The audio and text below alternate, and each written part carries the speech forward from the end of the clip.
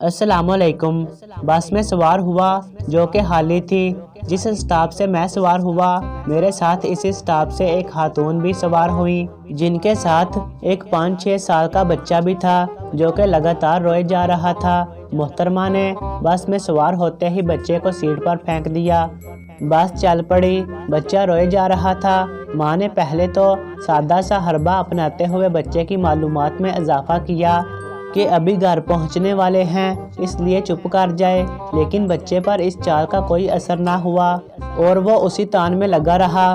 कुछ देर तक यही सीन चलता रहा तो माँ ने अपने बैग में से निमको का एक पैकेट निकालकर मोहतरम की तरफ बढ़ाया, लेकिन बच्चे ने वो पकड़कर दूर फेंक दिया।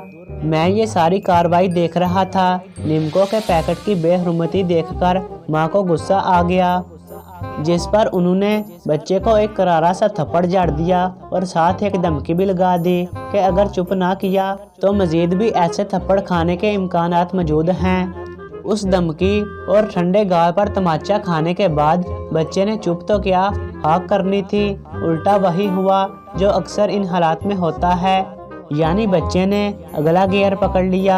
जालमाना रवैये पर शर्मिंदगी दिखाने के चक्करों में माँ ने एक नज़र मुझे भी देखा और ममता दिखाते हुए बच्चे को बचकार कर सीने से लगा लिया।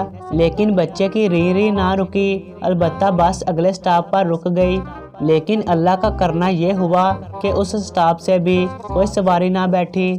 सफ़र फिर शुरू हुआ। अब बच्चा कहीं अंदर से मज़ीद ऊंचे सुर निकाल लाया था, जिसकी वजह से उसकी आवाज़ में दर्द भी नुमायां हो रहा था। ना कामो ना मुराद माँ के चेहरे पर बेबसी अयां थी। आहर करे तो क्या करे। फिर अचानक मोहतरमा ने निहायत गौर से मुझे देखा और फिर सेकंड के 1000वें हिस्से में बच्चे का मुंह मेरी तरफ करके बोली, अब अगर चुप ना किया तो ये सामने बैठे हुए डरावने अंकल तुम्हें मारेंगे। दोस्तों, आप यकीन नहीं करोगे कि उस बात का बच्चे ने ना जाने क्या असर लिया कि फ़ौरन चुप करके माँ की झोली में सहम कर बैठ गया। बस में खामोशी छा गई और माँ का मसला ख़त्म हो गया। लेकिन अब मसला यहाँ पैदा हो चुका है।